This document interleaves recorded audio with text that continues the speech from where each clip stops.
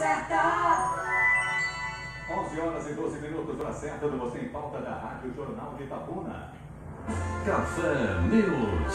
Notícias, bastidores da política, economia, negócios, defesa do consumidor, flashes ao vivo, trânsito, entrevistas. Tudo isso no Café News e Você em Pauta. Tudo isso no Café News e Você em Pauta. Vamos dar início à nossa entrevista de hoje.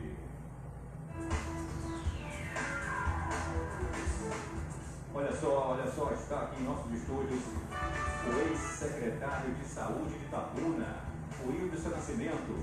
Ele é contabilista formado em 1984 pelo Centro Educacional Álvaro de Melo Vieira, Ilhéus. Tem especialidade em contabilidade pública e eleitoral. Foi secretário de Saúde em Ilhéus em 2010 e secretário de Planejamento em Ubaitaba em 2017. No dia 2 de setembro de 2019, ele assumia a pasta da saúde com o desafio de superar todos os obstáculos que seus antecessores, na visão do prefeito, não conseguiram.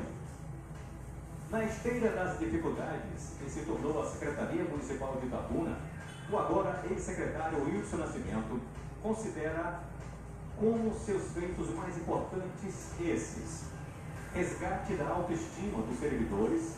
Segundo ele, o quadro da equipe era de muita desmotivação, reorganização da rede de atendimento, em especial a atenção básica, determinando fluxos e processos de trabalho, pois encontrava-se totalmente desmantelada. Reestruturação física da UPA, onde colocou 100% em funcionamento, pois a capacidade instalada era de apenas 30%. Licitações criteriosas, o que utilizou os recursos financeiros, permitindo uma economia e investimento naquilo que são realmente imprescindíveis, naquilo que é realmente importante. Deixar a secretaria muito melhor do que recebeu. Segundo o ex-secretário, quando chegou em 2 de setembro de 2019, a saúde encontrava-se num verdadeiro caos, principalmente na pediatria, obstetrícia e oncologia. Bom dia, ex-secretário de Saúde de Itabuna, o Wilson Nascimento. Bom dia a todos. Isso. Bom dia, Linho. Bom dia, os ouvintes da Rádio Jornal de Itabuna. E em especial aqueles ouvintes que estão ali atenados no seu programa Você em Pauta. Beleza, você está me ouvindo bem, não está? Estou perfeitamente. Perfeito, então. Vamos lá. Olha só. Vamos dividir essa entrevista em duas partes. A primeira no formato ping-pong, perguntas curtas e respostas rápidas, viu, secretário? Daí a gente vai para os comerciais e voltamos com a participação do público. Se assim tiver gente que queira participar, o nosso telefone não, nosso WhatsApp é 8803-3939 ou pelo chat, né, da live que nós estamos exibindo agora pelo Facebook. Preparado? Sempre, né? Preparado. É isso aí. Pensou em desistir? Sim. Por quê? Não encontrar muitos problemas, né? Então a gente chegou a um determinado tempo que eu não vou conseguir, mas a gente conseguiu fazer uma equipe boa e culminou aí nesse desafio, nessa missão. Pronto. Como é trabalhar para Fernando Gomes? Linho excepcional. É um homem que me surpreendeu e agradeço ao prefeito, dizer que é uma pessoa séria e que me deu apoio enquanto secretário de saúde do município de Itabuna. Uma pessoa que nunca me pediu para fazer coisa errada, nunca me apresentou um fornecedor, um prestador, enfim, meu agradecimento. Em relação com o legislativo? De respeito, né? É claro que a gente oposição, eu faço o papel dela, né? Mas assim, de respeito. Perfeito. Em relação com o Conselho Municipal de Saúde? Também, nós tivemos um início muito bom, mas depois o Conselho ele foi politizado, né? Para você ter uma ideia, dos conselheiros, 4 ou 5 agora serão candidatos a vereadores no próximo pleito. Verdade. Em relação com Vilas Boas, secretário estadual de Saúde? É um grande cardiologista. Só isso? Sem comentários. Relação com o Rui Costa, governador. Rui Costa é o meu perfil, gestor, né? Nós nunca tivemos assim, um embate, mas respeito, né, como gestor. Com relação ao seu futuro? A Deus pertence. A Deus pertence. Ou como dizia Bob Marley, time will tell, o tempo dirá. Juvenal Mainardi. Quando foi presidente do Hospital de Base, a relação excelente, na qual aqui eu quero a oportunidade aqui para desejar uma boa sorte, né, na gestão, e com certeza ele pegará uma secretaria muito melhor do que a que eu peguei. E desejar uma boa sorte, né, afinal de contas, se nós não o fizermos isso, nós estamos torcendo contra a saúde pública do município de Itabuna. Mas boa sorte. Boa sorte, Mainardi. Então, falando em Mainardi, sua saída, entrada dele, quais foram os verdadeiros motivos da sua exoneração? Linho, eu não sou político, né? Nas entrevistas que o prefeito deu, ele é bem claro nisso. Eu acho que eu não tive essa habilidade, né? Fui inábil nessa questão da política, porque eu sou técnico, né? Então, a crítica que eu tinha feito ao secretário de Estado, deveria ter feito, né? Mas não exposto, né? E é aquela coisa, né? Você não gostaria, né? Ninguém gostaria de você estar criticando o seu aliado político. Então, a culpa foi minha mesmo. Então o senhor saiu por crítica a Vilas Boas? Sim. Interessante isso, porque diante de um trabalho que, como a gente viu aqui na sua lista, o que o senhor nos passou e as suas respostas, eu acredito que o prefeito de Itabuna pudesse ter, digamos assim, ele sustentado. O visto, pelo menos, o senhor tem razão ou não? Linho, na verdade, foi o seguinte, plantaram na cabeça do prefeito que eu tinha criticado o governador Rui Costa. E não foi verdade. Numa entrevista que eu dei num programa de TV, aqui em Itabuna, o apresentador me perguntou, fez uma pergunta lá, eu falei que o Estado deixou Itabuna off. Mas quando eu falo Estado, é a Secretaria Estadual de Saúde, porque é ela com que a gente se relacionava, e não com o governo Rui Costa, que aqui eu tenho minha admiração, gosto muito da forma de Rui gerir o Estado. O senhor, na saída, disse que deixa em caixa quase 65 milhões de reais. Esse dinheiro é oriundo de quê? Inclusive, Leon, fazem só a retificação. Não deixei 64 milhões. Eu deixei 67 milhões 252.798 reais e 80 centavos. E aqui, só para esclarecer, esses recursos, eles não são somente para o combate ao coronavírus, tá? Dos recursos exclusivos para o coronavírus, nós deixamos lá em caixa R$32.913.376,58. Então é esse recurso que tem para o coronavírus, né? Então assim, eu só queria justificar porque teve um programa aí de rádio que disse que eu tinha escondido esses dados, né? Então não é verdade. Então eu estou aqui já dizendo a você qual é o valor que é exclusivo para combate ao coronavírus, né? Se você me permitir mais tarde, eu posso colocar aqui passo a passo aqui quais são esses recursos e aonde estão. A gente vai precisar disso. Me diga só uma coisa, esses recursos estão há quanto tempo na conta da prefeitura? Olha, esses 32 milhões que eu falei aqui para o coronavírus, ele chegou com aquele recurso de quinta-feira passada, né? No dia 4. Dia 4, dia 5. Isso. Ele veio com caixa daqueles 23 milhões que estavam sendo discutidos judicialmente, né? Ele está trabalhado. Isso. E aí veio mais R$5.630.904,62, que esse recurso é de uma portaria do Ministério da Saúde que tem que ser repassado para a Santa Casa de Misericórdia de Itabuna.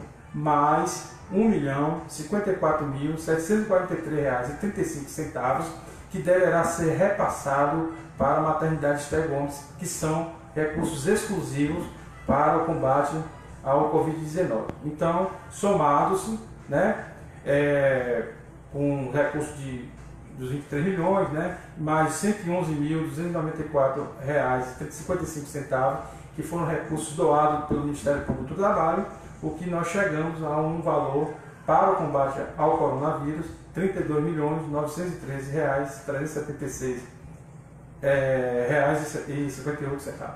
Então, pelo que o senhor acabou de dizer, menos de 50% de todo o montante é para coronavírus, é para o combate à Covid-19, incluindo também a maternidade? Isso, maternidade Esther Gomes vai receber esse recurso de R$1.054.000 e também a Santa Casa de Misericórdia, que receberá R$5.630.000, que está dividida entre Manuel Novaes e o Calixto Mendes de Filho. É verdade que a maternidade está com salários atrasados? Eu não tenho conhecimento, até dia 10 eu não tive esse conhecimento. Como é a sua relação com sua equipe, com o pessoal e com os sindicatos? Olha, a minha equipe é extraordinária. Nós garimpamos a equipe e a relação é excelente. Eu não tenho aqui palavras, né, para falar da equipe. E em relação ao sindicato, a gente também mantínhamos uma relação respeitosa, até então, secretário, respeitosa, né? E você sabe, a gente que trabalha em gestão pública, né, a gente não pode, nós somos limitados, né? A gente só pode fazer aquilo que a lei permite, né? Aí é o princípio da legalidade, mas a relação com o sindicato é respeitosa e legal. Tivemos muitas queixas aqui com a Zilá Portela, que é a presidente do SINDIACS, que é a presidente do sindicato dos agentes comunitários e de endemias. O que houve, na verdade, secretário? Na verdade, foi um pouco de estresse, tanto da minha parte como, né, da parte de Zilá, porque em determinado momento, logo quando começou o primeiro caso, 19 de março, a secretaria virou de perna pro ar, né? Então aquele caso, então assim, no momento a gente não tinha como discutir incentivos, né? Porque tem um recurso que vem do Ministério que fica a critério do gestor repassar através de pecúnia ou outra forma, né? Como equipamento, tal. Então naquele momento eu tive que interromper todas as tratativas que estavam sendo realizadas antes da pandemia, e também teve aquele decreto para evitar aglomeração, essas coisas. Então o pessoal se sentiu também assim, insistir, né, para que a gente fizesse, mas são coisas que poderiam serem tratadas posteriormente. Beleza, voltando aí nessa questão da verba, então, pouco menos de 50% dessa verba foi para a Covid-19. Eu lhe fiz uma pergunta e não ficou muito clara. Desde quanto tempo essa verba está em caixa? Porque para não ficar aquela prerrogativa, aquele pensamento, secretário, de que esse dinheiro estava aí há muito tempo e o senhor não usou. Perfeito, irmão. Agradecer, né, para poder fazer esse esclarecimento. Ó. O primeiro recurso que chegou aos cofres do Fundo Municipal de Saúde foi no dia 13 de abril, que foi uma parcela de R$ 8.909.000.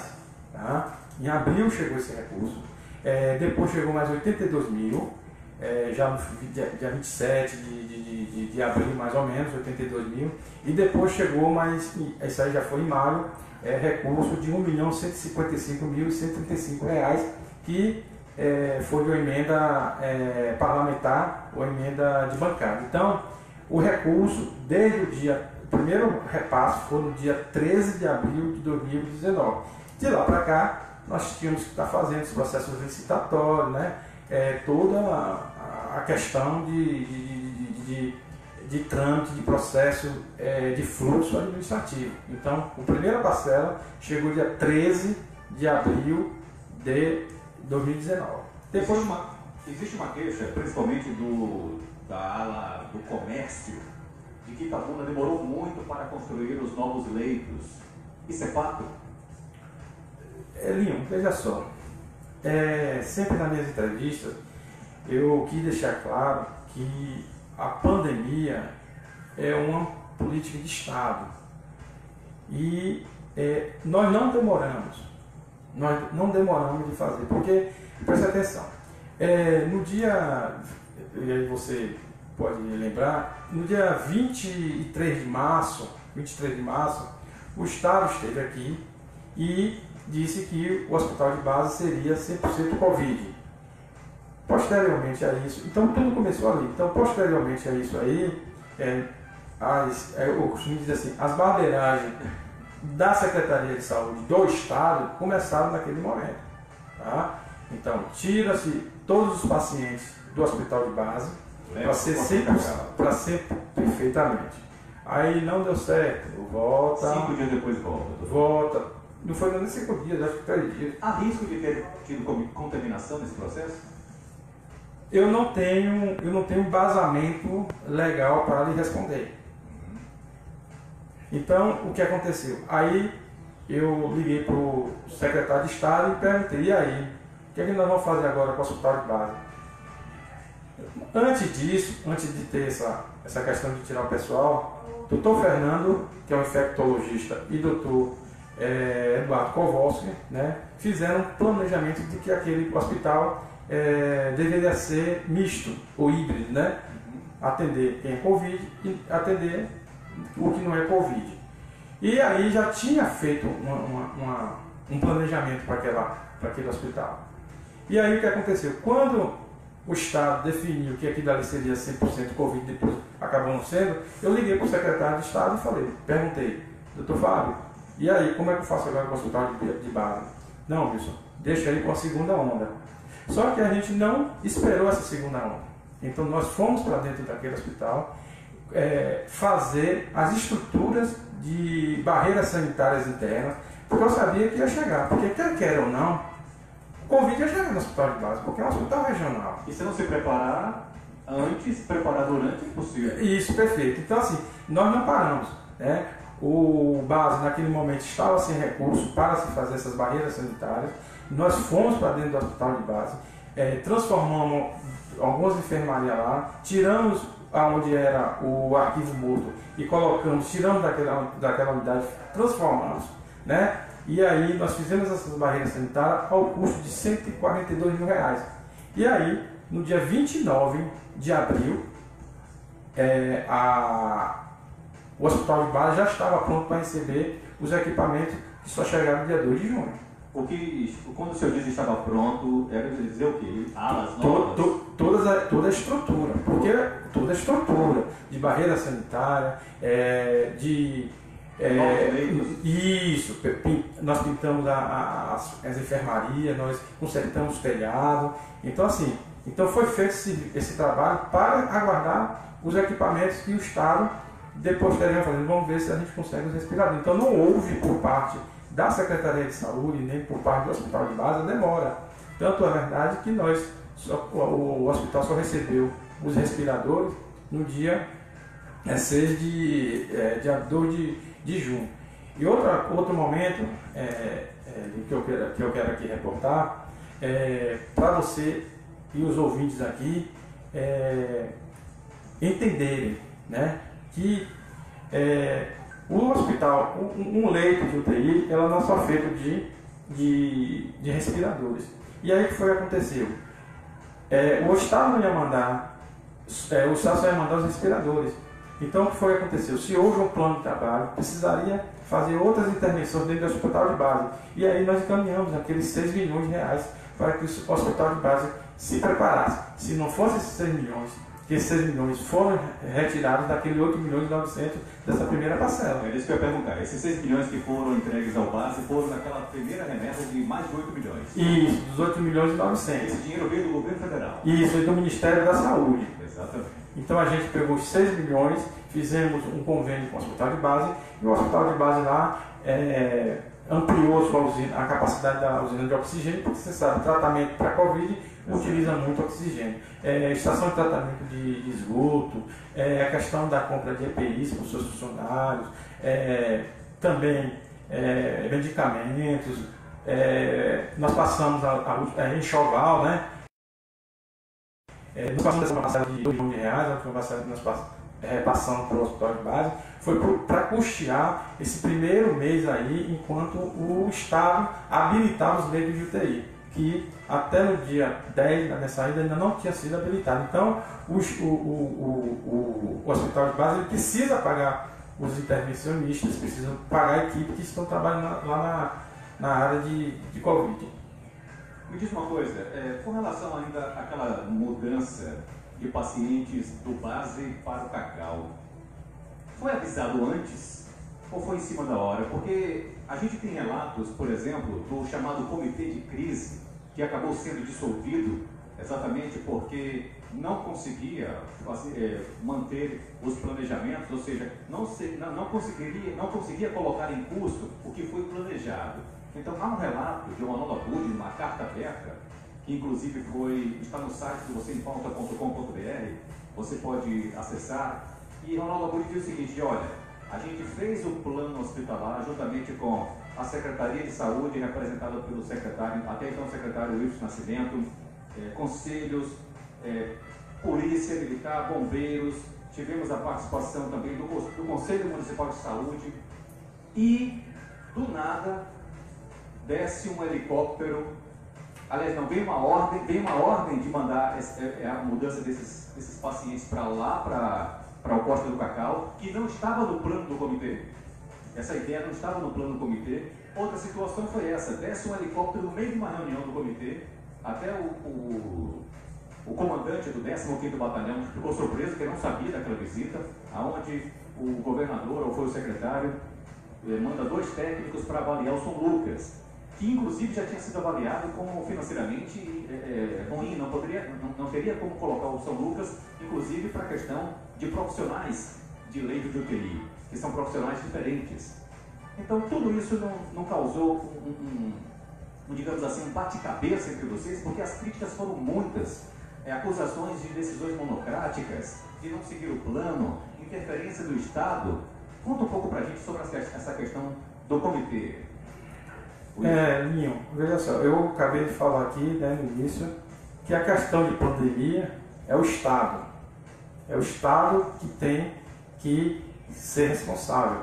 Então, todas essas barbeiragens não foi da Secretaria de Saúde. As decisões de Estado, quando eu digo Estado, quero deixar claro, quando eu digo Estado, Secretaria de Saúde da Bahia. Tá? Na pessoa do secretário. Do secretário. Então, assim, realmente a gente também fomos pegos de surpresa. Inclusive, tem uma live que o governador, né, junto com o secretário, ele fala nessa live no YouTube. As pessoas podem acessar lá e falar: não, olha, eu já acertei logo tudo lá com o prefeito e o hospital de base vai ser 100% Covid. Tem essa live aí, tem no YouTube aí. Então, o que aconteceu? Quando decidiu que não ia ser mais no hospital de base 100% Covid, se verificou a possibilidade de ser no Hospital São Lucas. Os técnicos de Salvador vieram e decidiram não fazer porque seria inviável pela questão do custo, o valor e o tempo, né? E aí a gente não sabia, inclusive quando houve essa descida desse helicóptero aí, né, tal, eu não me encontrava nem, eu estava chegando, porque eu resido em Ilhéus, eu estava chegando em Itabuna, mais ou menos ali na CEPLAC, quando o secretário me ligou dizendo: vai para lá, para o São Lucas, que minha equipe está lá. Tanto é que quando eu cheguei lá, a pessoa já tinha ido embora. Então, assim, foi dessa forma. E aqui eu vi a carta ontem do Abud. E secretário, eu vou precisar fazer um intervalo comercial. O senhor vai continuar respondendo essa pergunta no próximo bloco. Estou entrevistando o ex-secretário municipal de saúde, Wildson Nascimento. Clube dos Óculos, originalidade do seu dia a dia. Clube dos Óculos, lentes e armações, seu look da Clube. Clube dos Óculos. Você em Pauta. Você em Pauta. Com Linho Costa.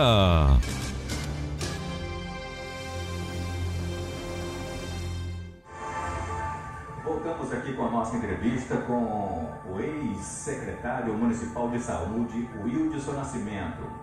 Bom, você estava falando a respeito dessa questão do comitê de crise.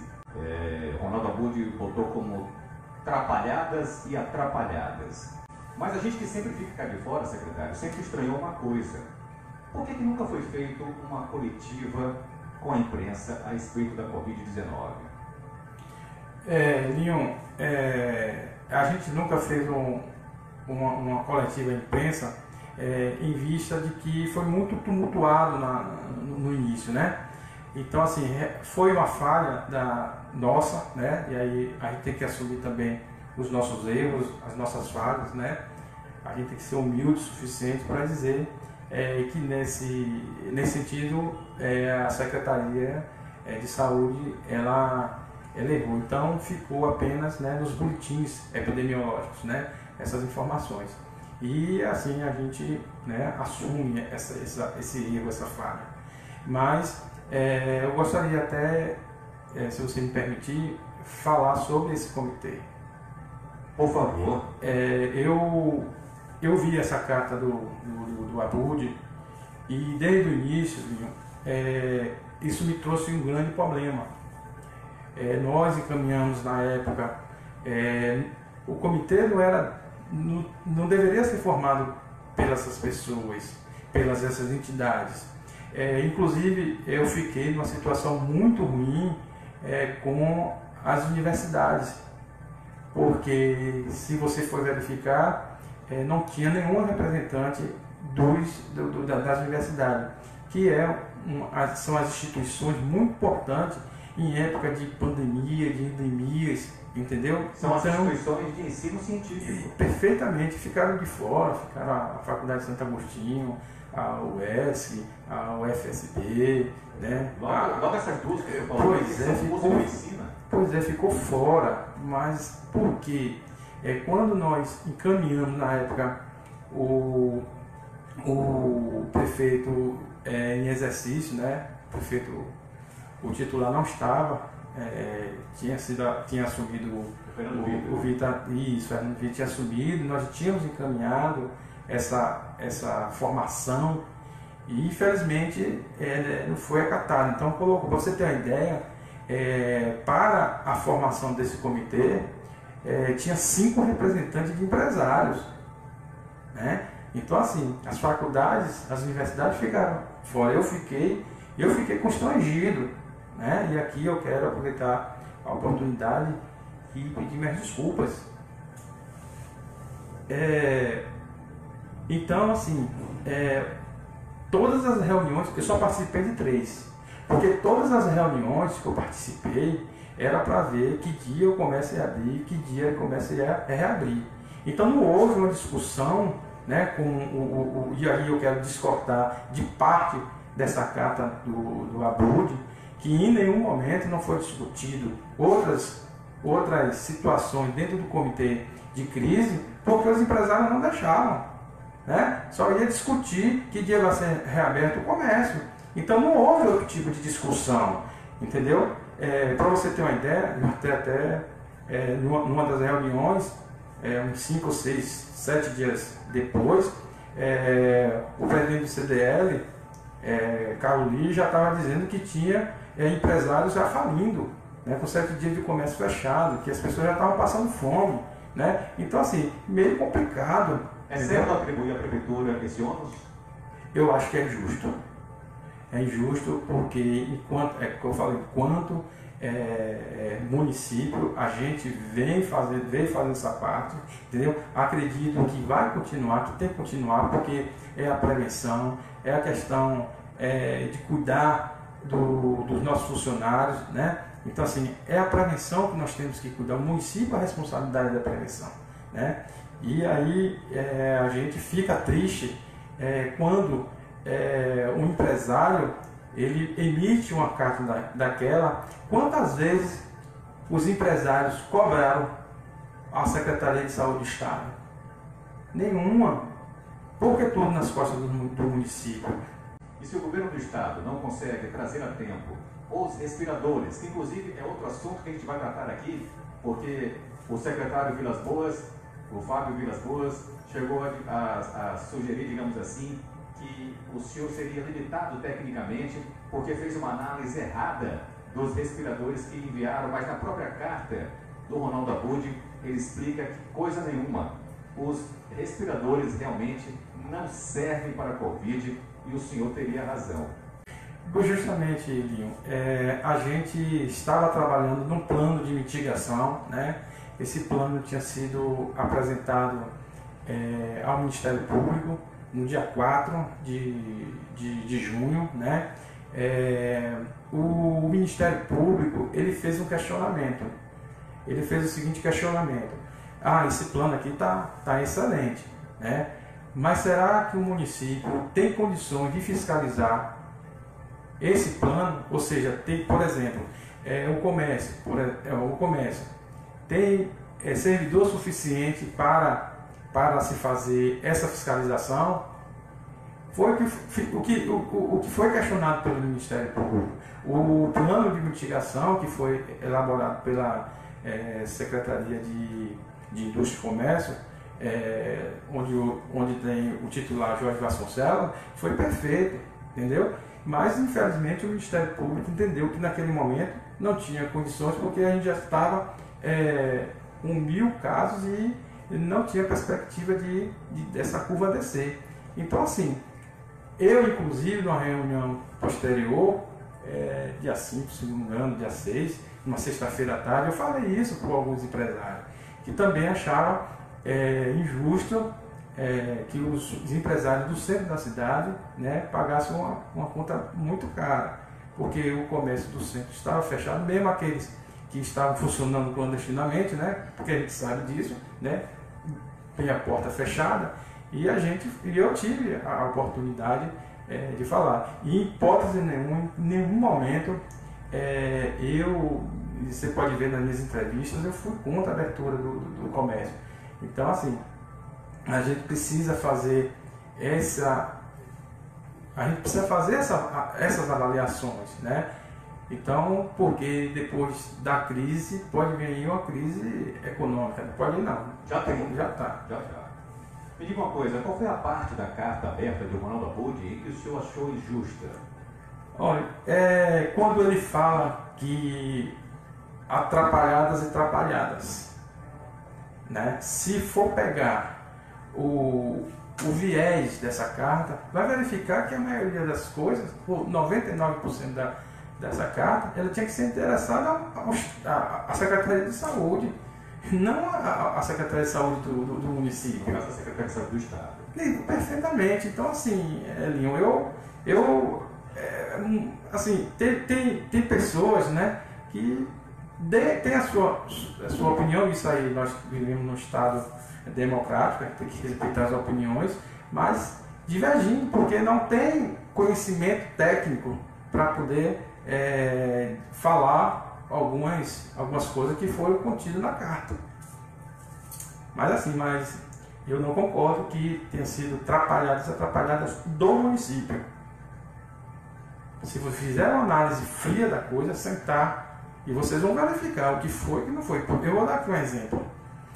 O secretário de Estado, nas entrevistas dele, e para a região, para Itabuna, o que foi feito? Não, nós abrimos 10 leitos de UTI lá na Santa Casa, né, para ser Covid. Mas ele não abriu, ele não ampliou, ele fechou a unidade coronariana, entendeu? E abriu porque perdeu, diferentemente do hospital de base. No hospital de base nós ampliamos 38 leitos de UTIs, 38 leitos clínicos, entendeu? E ainda com possibilidade de fazer 21 leitos de UTI. Então, nós não fechamos ala no hospital de base para abrir, entendeu? Então, para você ter uma ideia, você vê a questão do São Lucas, né? Então, tá aí para ver, para analisar, entendeu? Com relação à Santa Casa, o senhor disse que, aliás, deixa eu perguntar primeiro, a afirmação é sua de que a Santa Casa tem uma gestão não transparente, ou seja, é uma gestão que não tem transparência e que tem uma caixa preta. Essa assertiva é sua? É minha. Me explica isso então.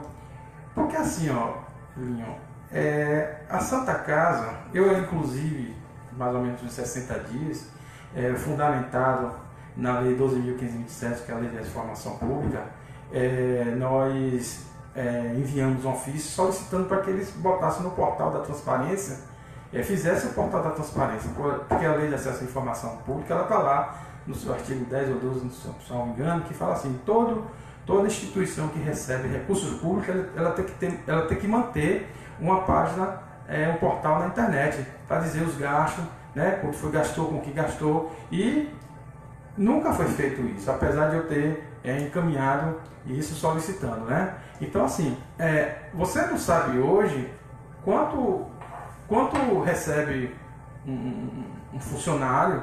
Aí as pessoas falam assim, mas a Santa Casa é uma instituição privada. Ela é uma instituição privada, mas que recebe recurso público. Então ela tem que ter a transparência. Isso não sou eu que estou falando, não. Isso é lei.